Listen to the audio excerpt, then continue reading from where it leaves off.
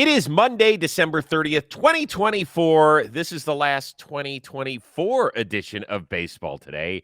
That is my man, Trevor Plouffe. I'm Chris Rose, producer Dan along for the ride as well. I can't believe this is it. This is barring some huge trade or incredible signing over the next 24 hours. I'll see you in 2025. Yeah, as much as I like all the news, I wouldn't mind, the rest of this week off, have New Year's Day, all those things happening. So if everyone can just chill out for a little bit, we'll get back to you in 2025. I know. It's hard to believe that the end of the season, the end of the year is already here. It's just weird, man. These things are flying by. The offseason is flying by. Before you know, Chris, we'll be talking about spring training, position battles and all that stuff. I can't wait. I am donning a Diamondbacks hat. Jake's Snakes, I think, shocked the world a little bit as Corbin Burnes, one of the biggest arms on the free agent market, if not the biggest, going in, signs a 6-year, $210 million deal with Arizona, opt out after the first 2 years. Apparently, he wanted to stay out in Arizona. That's where he lives. Wife just had twins, so that was apparently a big part of it, thus turned down perhaps more money elsewhere, although we're having a tough time pinning that one down. When you first heard the news prior to the family stuff, how shocked were you? I think I was a little shocked because we haven't heard the Diamondbacks out there shopping for really any names. They made the Josh Naylor trade, and there was some rumblings about their payroll kind of taking a step backwards this year.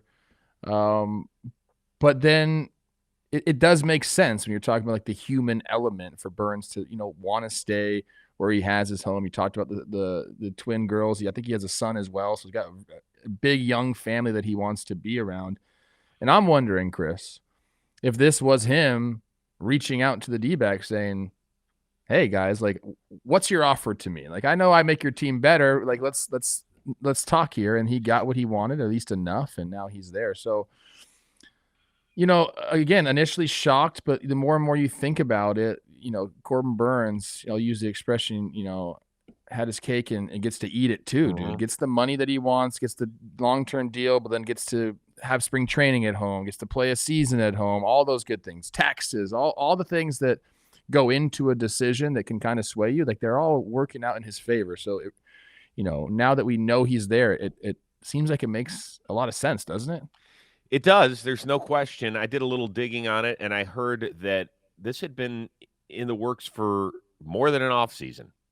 So, he lived out there. He obviously became friendly with some people in that organization, and that he was basically like, yeah, let's do this. Let's make this dance truly happen.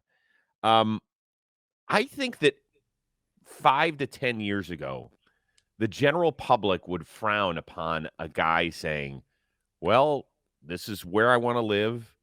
Here's the tax situation. Here's my family situation.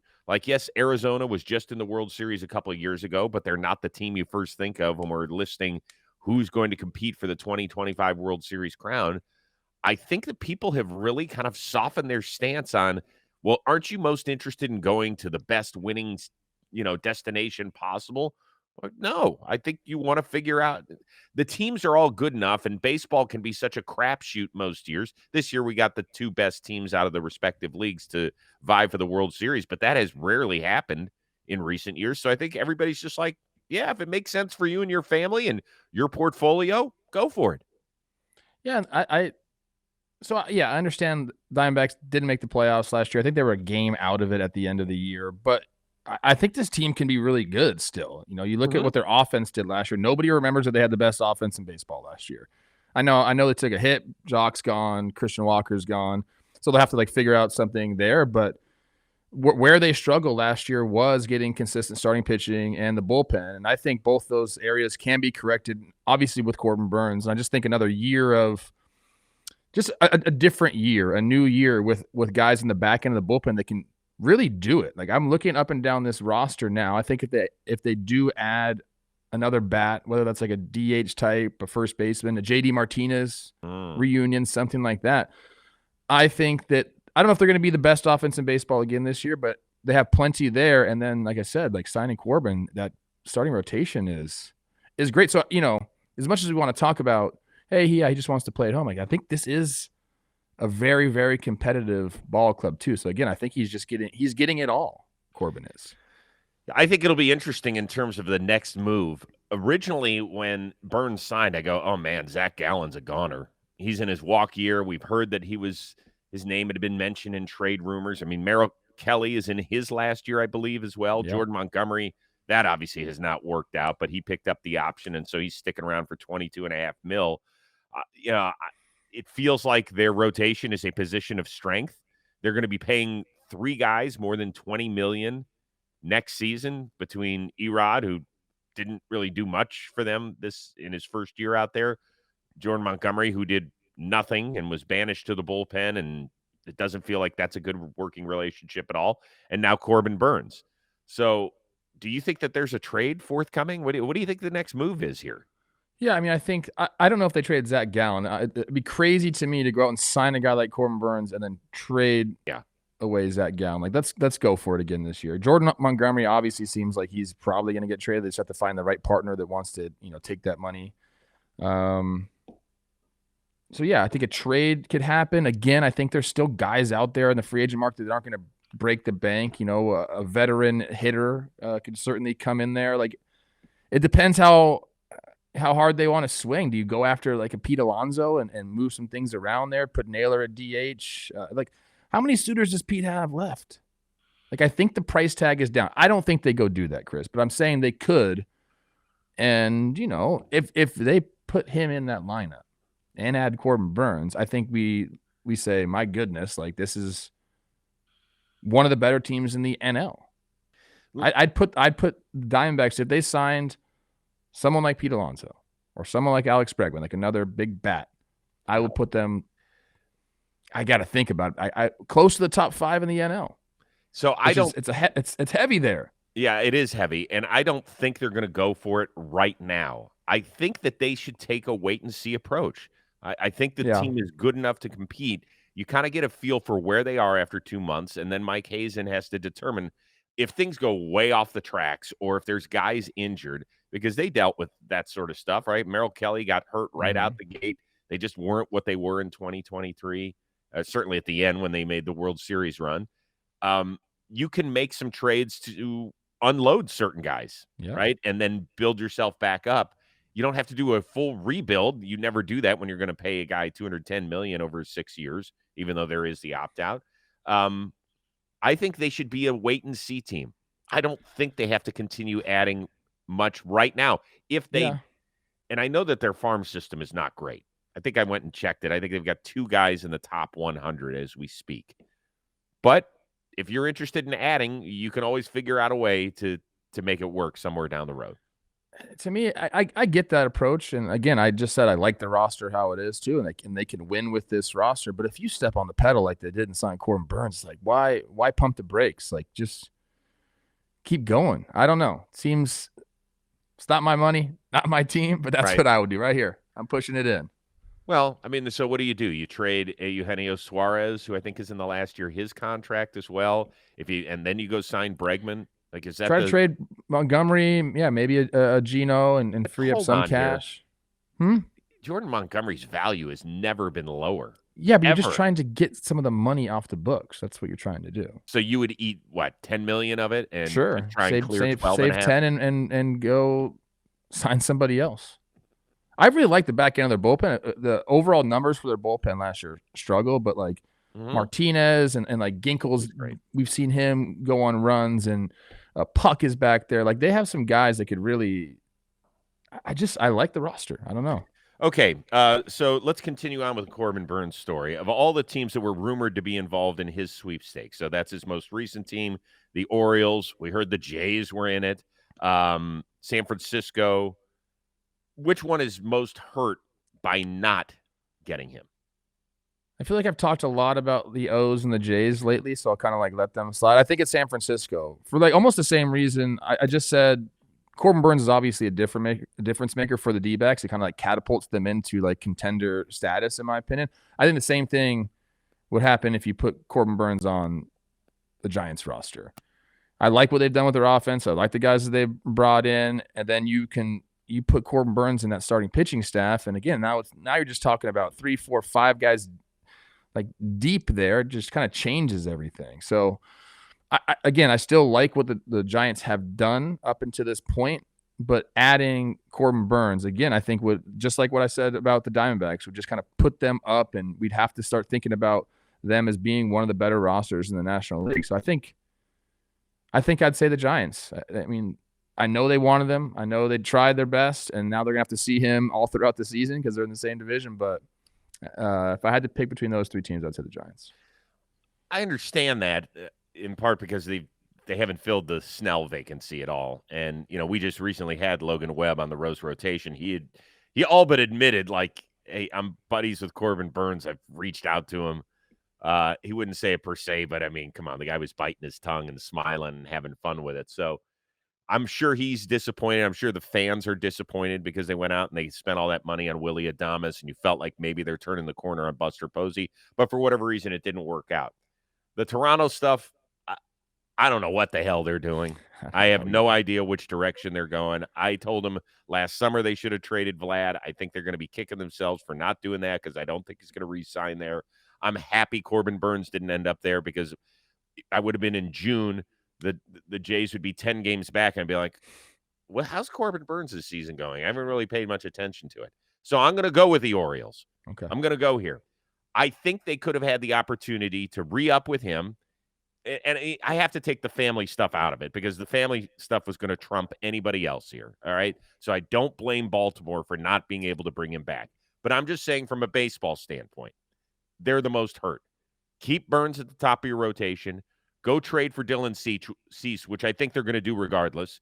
Figure out which of your guys you're going to give up. Is that Colton Cowser? Is it Kjerstad? Is it somebody else? Because the Padres are going to want somebody that can affect their team right now if they're going to lose Dylan Cease.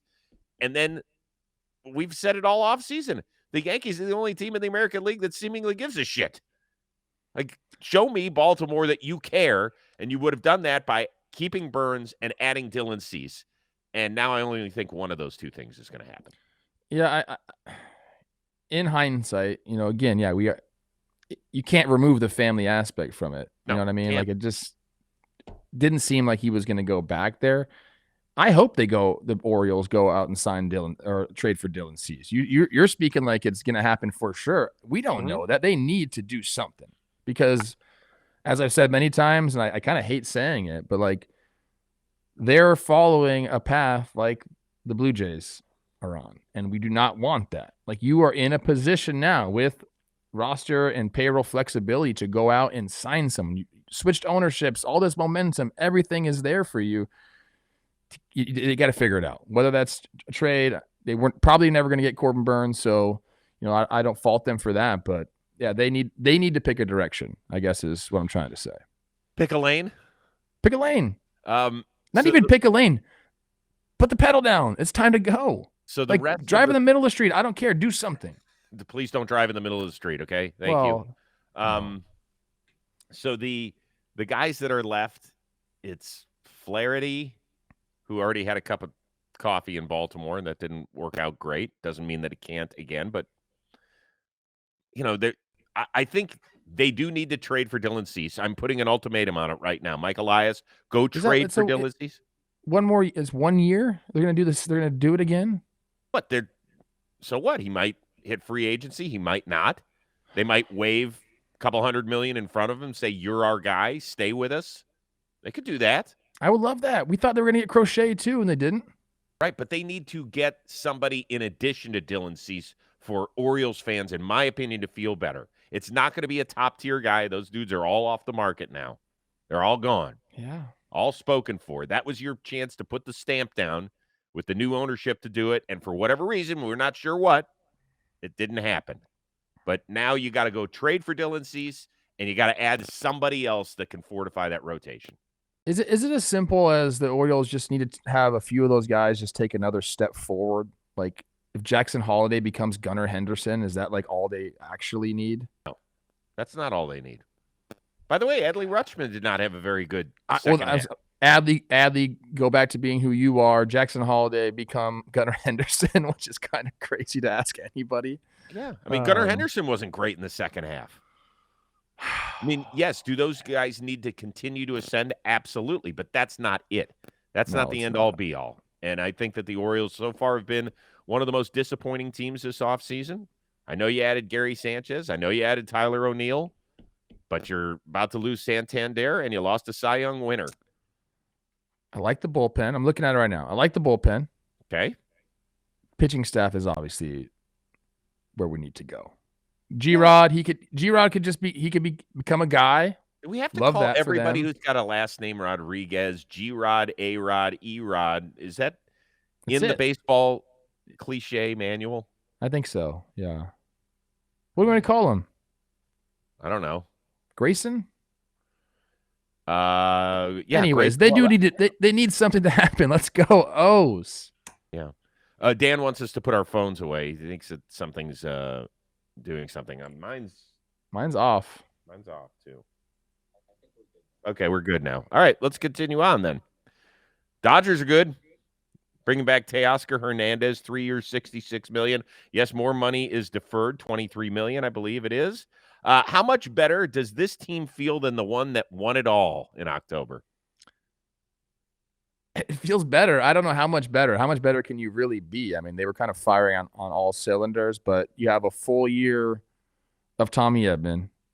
You have a full year of Kopech in the back of your bullpen. You bring Trinan back. Shohei is going to pitch. Conforto's of just a throw-in contract for them in right field where, they were kind of rotating guys throughout there last year. So he's going to fortify that. And then Teo's back. I mean, it's theirs to lose, right?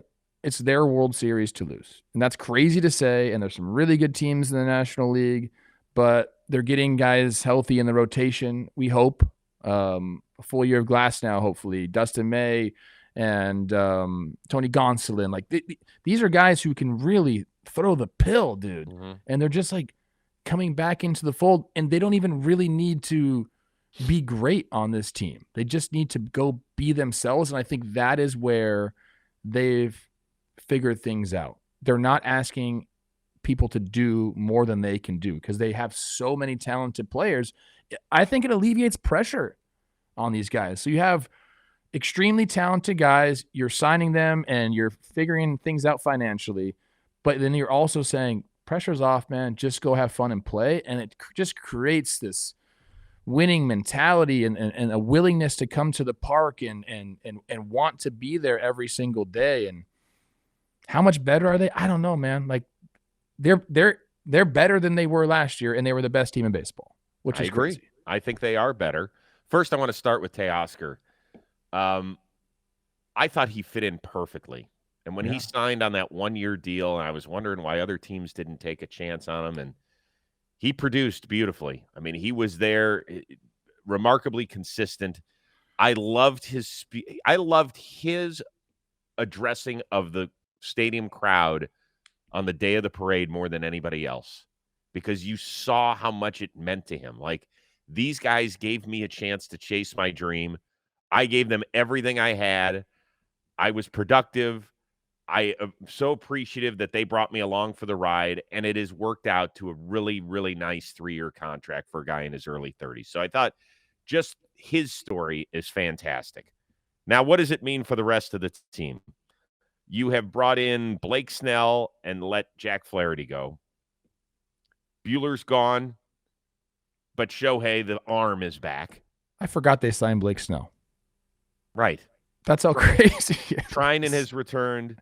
So you'll have Conforto probably instead of Kike, but who knows? Kike is going to sign a deal somewhere, and they'll probably trade for him at some point. Like, they're perfectly run. They have goo-gobs of money. They spend it. They draft. They develop. They trade when they need to. They're willing to pull the trigger to upgrade their team in July. Yes, they are better than when they won the World Series. Does that mean they're going to win it in 2025? We know that it does. But I think that what they're doing is they have set it up so that these guys are having a competition against themselves. They're trying to figure out who are the best 26 guys come that divisional round in October who can help us, because there are going to be guys that aren't healthy. There are going to be guys that aren't productive at that time, right? Evan Phillips gets left off a playoff roster. He was a guy that they were relying on throughout the year. And then all of a sudden, Well, we don't need you right now. You're not 100%. We don't need you. You're not as effective as other guys. So I think they have built in a competition to find the best 26 guys by October. Yeah, people just want to be part of the organization, which is, I mean, if you can get there, that's where you want to be. How about Gavin Lux, like having real success at the big league level in the second half? Like, does that translate into a full year of that? Because he had almost a 900 OPS in the second half. Well, like they Mookie are just to the infield again. I don't know Mookie's playing short, so he's going to play second base, right? That's what they're saying. The only position I said, hey, maybe they can upgrade their backup catcher. And Dodger fans were saying, no, because Austin Barnes is Kershaw's catcher.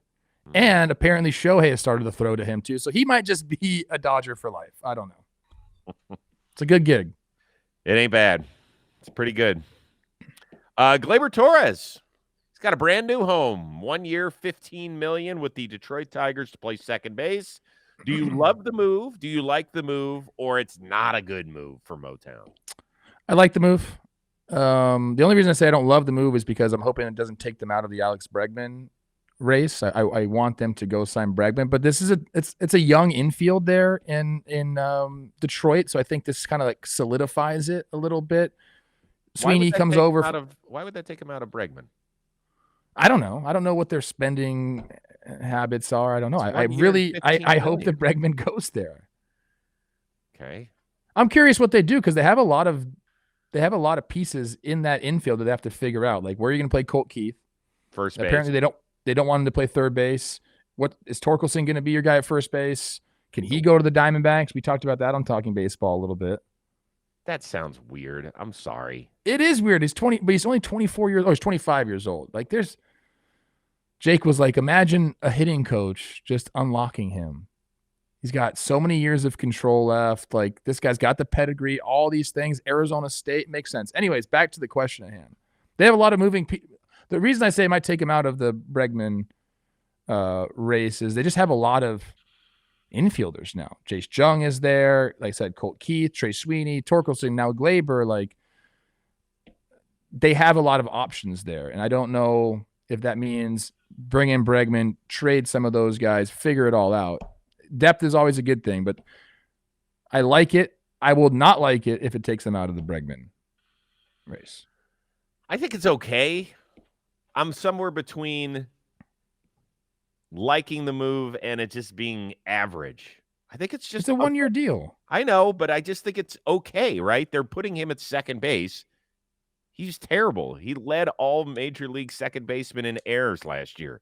We saw the lackadaisical play in the World Series. Imagine him and Hobby playing together. You don't like that? Look out.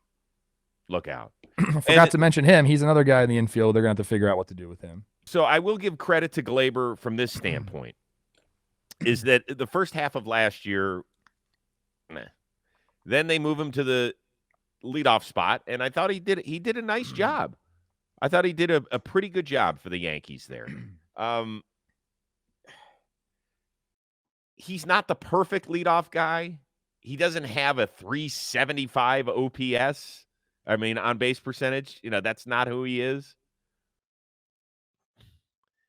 I think it's just okay. I think I'm more interested in what the next move is. I mean, yeah, he's not like a game-changing talent, but I think it solidifies a young infield. Like, he's got experience there. Hopefully he brings, like, that second half Gleyber, some energy, some enthusiasm there.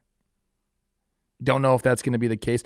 I'll say this, a 1 year deal will motivate you, Chris.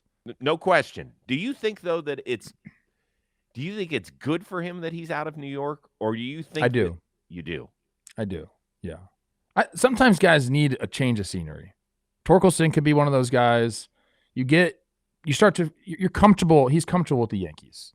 That's why he was able to get away with some things there. You go to a new organization and you feel like you need to prove yourself, especially on a 1 year deal. So I think he'll be extra motivated to get in there, put the work in every single day for a couple different reasons, right? Like, he wants to impress his new employers and he wants a multi-year deal at the end of the season.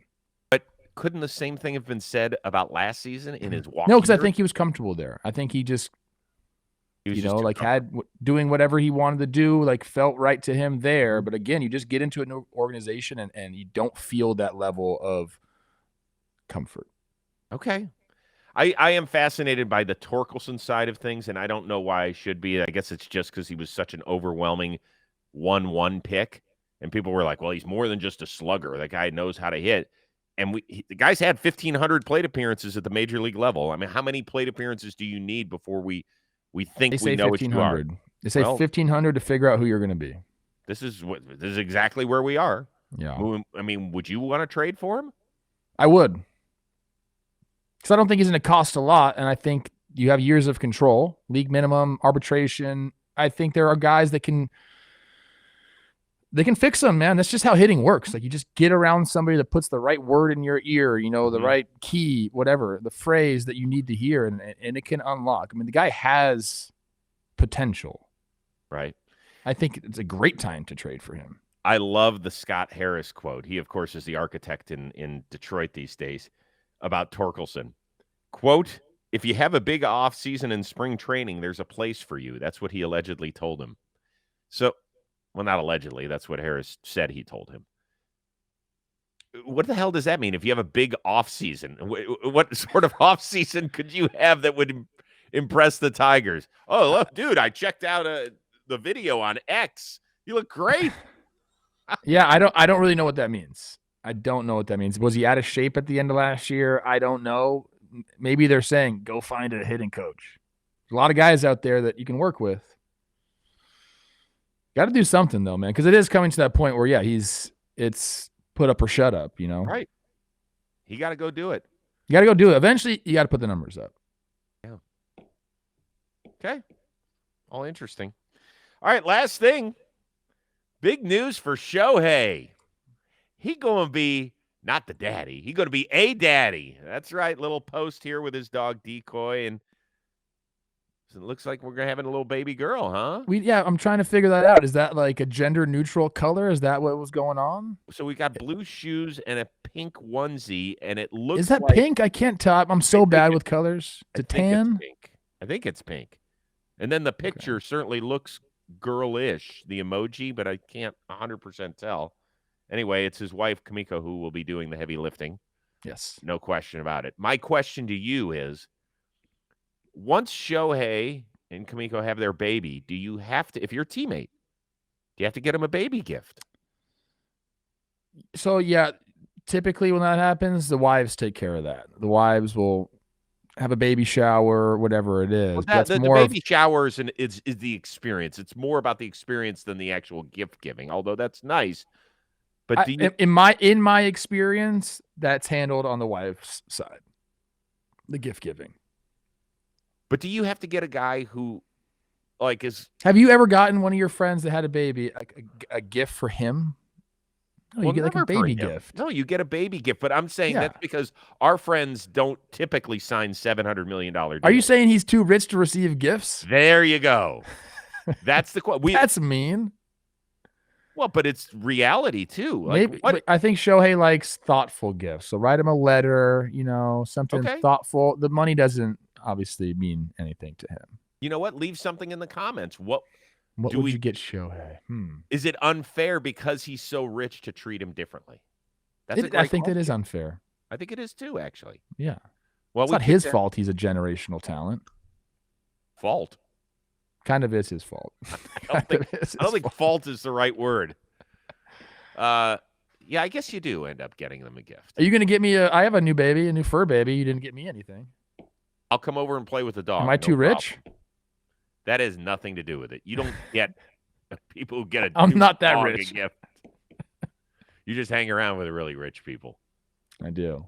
Surround yourself with who you want to become. Yeah. So what do you want to become? A 36-year-old quarterback? That's not all who I hang out with. I have other friends too. Okay. I want to be a good husband and a good father. You are great. Thank you. I try very hard. Let me tell you this. So I obviously did the NFL game this weekend with a guy named Ross Tucker. Job. Thank you. And I've known Ross for a long time. He's on a normal CBS crew. He usually does it with Tom McCarthy. Okay. We all know Tom from the baseball world. And he goes, make sure you tell Chris hi. And I think he said that one of his kids was a huge fan of baseball today. And I think that Tom listens too. So, Tom, if you're listening, shout out. I very much appreciate the support that you gave via text through Ross Tucker. So, That's awesome. yeah, it's always nice to hear. I never think about people listening to these shows. I love our fans. I don't mean like that in a negative way. I just feel like we're just talking ball. Right, exactly. And so it's always hard to we appreciate that's why we love hearing from you guys in the comments section. Like that is the feedback we need. And it's the exact opposite of the linear world that I've lived in the last 30 years because it's just you and a piece of metal in terms of a camera. There's very little connection to the audience. Here, we love it, whether it's good or bad or indifferent. Like we know we don't take anything personally that you guys say, whether even when you call us morons and idiots and stupid, that's fine happens. too. Like it happens. Like we get it. We understand it. But we do love it when you comment in our section because it does. There's that connection. There's that feeling in this podcast world, and particularly here at John Boy Media, that you just don't get elsewhere. So it's important that you keep doing that in 2025. And if you haven't done it yet, let that be your resolution. More comments in the Baseball Today section. I think just compliments, just random compliments are a very nice thing to do. Oh, to people. Absolutely. You know, that could really brighten someone's day. So maybe that's what I'll do in 2025. Really just go out of my way to say. You're great with compliments. I try. You're very, very good. You are. You're outstanding. Some would say, am I fishing for compliments when I give compliments? That's a shitty way to look at things. I'm not doing that. I seriously I just, in my mind, figured sometimes people need to hear something nice. Most of the time, if you think about it, I don't care what you do for a living. How often has your boss said, hey, listen, I see you working hard. I see you grinding. We're not exactly where we want to be, but I appreciate your effort. It's nice. I never hear that. Jimmy never tells me that. Hey, I'll tell you this. What Jimmy never said? You calling out Jimmy for that? I think Jimmy does a good job. He sends out notes here and there about stuff. He's really big on the warehouse notes. He's like, love this. Thought we could have done a little bit better here. Like, I love hearing that stuff. It's important. You can't just hear praise all the time. It's okay to be constructively criticized. It's all good. I do that a lot. Dan is saying I do that a lot. I wish we had his mic on. Yeah, you're a good communicator. Yeah, well, I've always felt like it's important to be able to say, I will say this, that whatever stop I've had, NFL Network, MLB Network, Fox, other places that I've worked, when people do a good job, if they edit a great piece, I always ask who's in charge. Hey, who edited that piece? And I would fire a note back to them and just say, hey, listen, you kicked ass on that. Thank you very much. It's important to hear that from people because sometimes you just keep working and working and you don't hear anything. You're like, what happens? And then it also allows you that when things aren't great to have that discussion too, because I think that's an important part of growing too. If somebody doesn't like something you're doing, you want to hear that. How can I get better? Important. This is amazing. Life lessons with C. Rosie at the end of the show. Oh yeah. Okay. Well, if this is the last show of 2024, y'all do call me the dad of John Boy Media, not just because I look like Santa. You're my work dad. Yeah. I appreciate that. I love it. Think about that for a second. When I explain to people what I do here, I say I'm literally double the age of half the people that I work with. I'm old for this company for sure. Right. You are You're really old. I'm really old. I'm far and away the oldest person at the company. I don't think there's anybody else. We're still cool though, bro. Well, you are. I just ride the cool coattails of you. That's it. All right, are we done? Yeah.